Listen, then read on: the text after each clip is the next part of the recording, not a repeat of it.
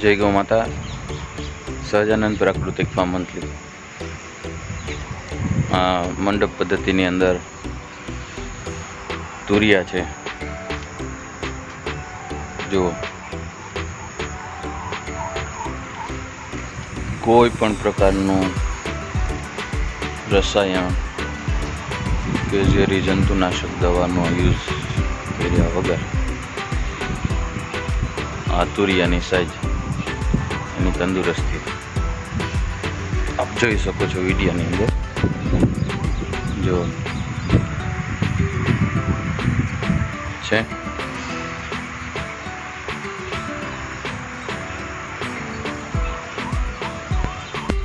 કેટલું બધું ફ્રૂટિંગ છે ને કેટલું નવું આવે છે. જુઓ,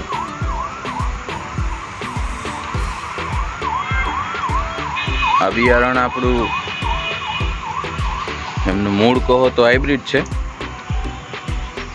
પણ છેલ્લા 3 વર્ષથી હું એમાંથી જ બીજ તૈયાર કરી અને ફરી પાછું વાવેતર કરીએ છીએ આપણે. હવે આપણા વાતાવરણની અંદર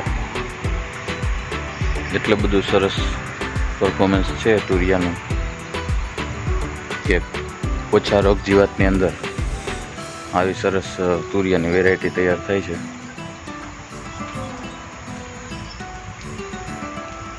એટલે કંપનીના બીજનો બહુ આગ્રહ રાખવા કરતાં હાઇબ્રિડ કરતાં જો આપણે પ્લોટિંગ કરીને સારું બીજ તૈયાર કરીએ તો બહુ સરસ પરિણામ મળે છે. તુરિયા પછી તમે આ દૂધી જુઓ, જોઈ લો દૂધીની સાઈઝ. બાજુમાં કારેલા છે, કારેલાની તંદુરસ્તી જુઓ. દૂધી જુઓ તમે. આ દૂધીનું બીજ પણ મારું, આનું મૂળ છે માઇકો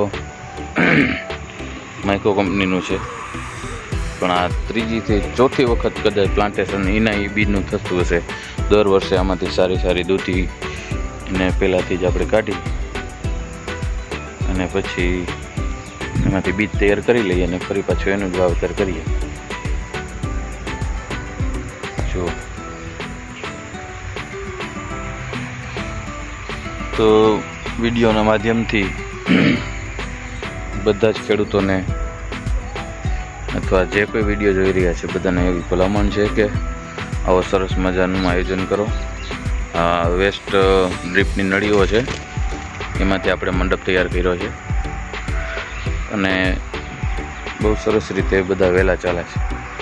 આવું પોતાના ફેમિલી પૂરતું તો કમસે કમ કરવું જ જોઈએ.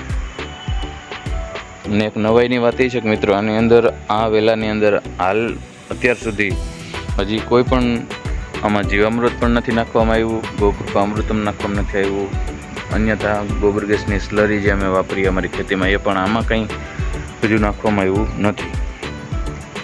કારણ કે આ જમીન નવી છે, આ જગ્યા ઉપર ક્યારેય વાવેતર થયેલ નથી, એટલે કોઈ જરૂર નથી. આમ સમજો, આવા સરસ તુરિયા છે.